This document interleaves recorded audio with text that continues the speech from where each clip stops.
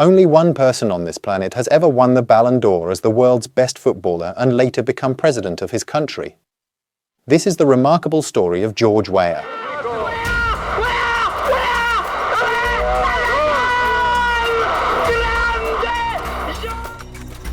We interrupt the broadcast with important news. The ongoing elections have determined that incumbent President George Weah will not defend his position. A boy who grew up in the slums. A footballer adored by an entire nation.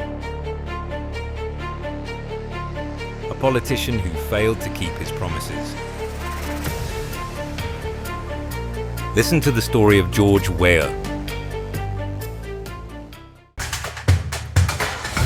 Get it back up! Get it back up! It's a goal!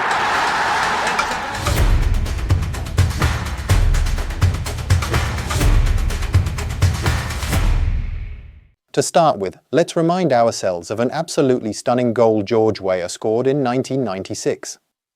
It was a breathtaking solo run across the entire pitch. Si distende Weah! Weah! Vai! Weah! Weah!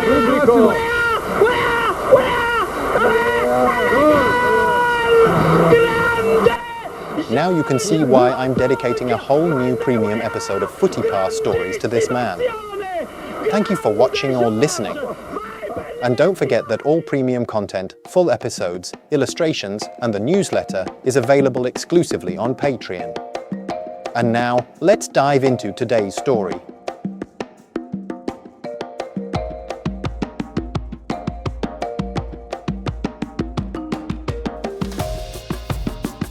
There are football legends, and there are global political leaders. But in modern history, there has been only one man who was both. His name is George Weah. His story is almost unbelievable.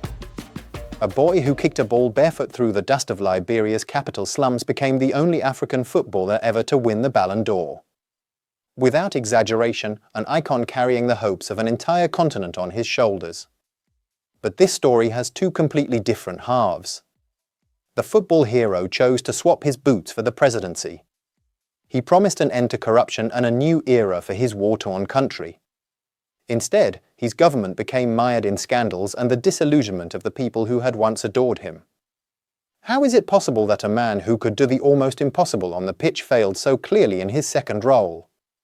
How did a beloved king become a symbol of a wasted opportunity? This is the story of two lives lived by one man. George Weah was born in 1966 in Monrovia, in an area built on swamps, full of disease and poverty. He grew up as one of 13 children and was raised mainly by his grandmother after his parents separated.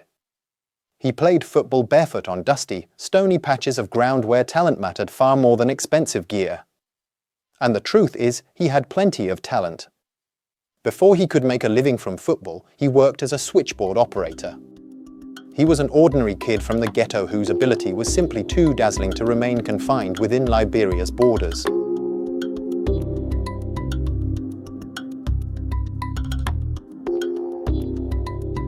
In the 1980s, a move to Europe was a gateway to another world for any African footballer.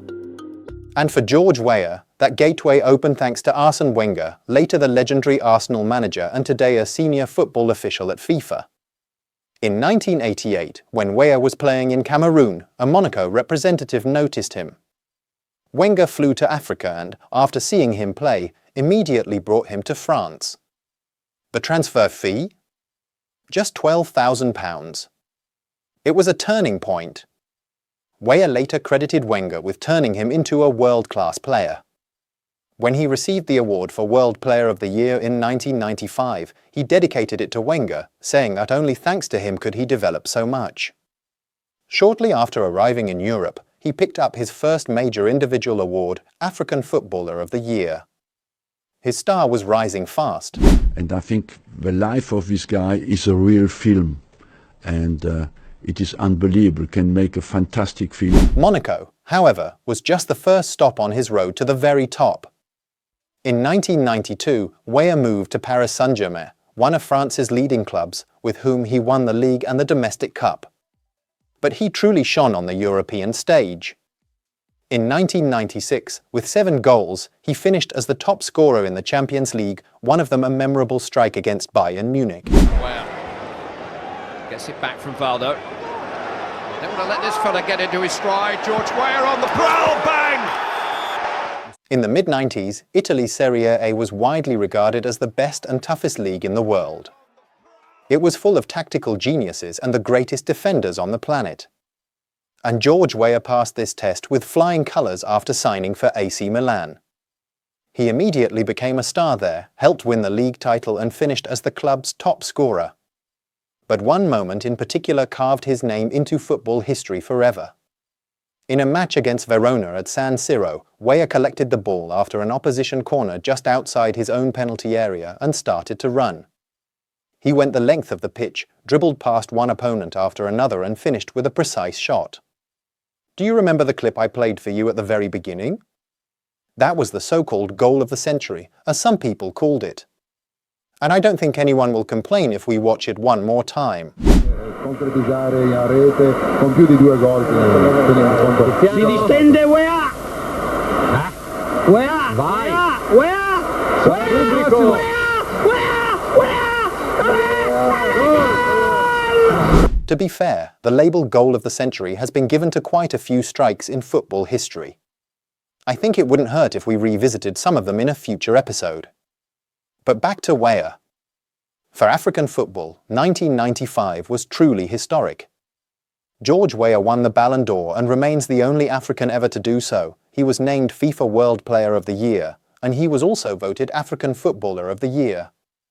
Yet this success meant far more than just personal glory. For the entire African continent, it was a symbolic moment. A boy from a Liberian slum showed the world what talent and determination can mean. He became an idol and living proof that dreams can come true even if you are born in a place that offers almost no chance of such success. George Weah vient d'être élu Ballon d'Or de l'année. While George Weah was enjoying wealth and fame in Europe, his homeland was being ravaged by a brutal civil war that claimed more than 250,000 lives. This contrast never left him. He showed his devotion to Liberia not only in words, but in actions. He was the soul of the national team, known as the Lone Stars. He wasn't just his country's star player. It was virtually unheard of, one player largely financing his national team out of his own pocket, paying for flights and accommodation for his teammates so they could even take part in international matches. Off the pitch, he devoted himself to humanitarian work, became a UNICEF ambassador and received many significant awards for his efforts. His engagement beyond the football field was a clear preview of his future political career.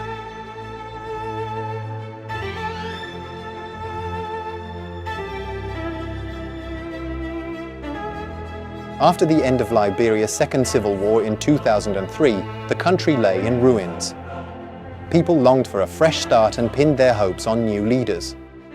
And that was when George Weah stepped onto the political stage. In 2005, he announced his candidacy for president. His popularity was immense. He was seen as a son of the people, a man who had risen from nothing to the very top and understood the problems of ordinary Liberians. But his opponents ruthlessly targeted his weaknesses, a lack of formal education and complete inexperience in politics. Running against him was Ellen Johnson Sirleaf, a well-educated economist and former finance minister. Although Weah won the first round, he lost in the second. This isn't everything. If you want to learn the full story of Weah's political career and his downfall, you can listen to the complete premium episode exclusively on Patreon. The link is in the comments. Thank you to everyone who supports us.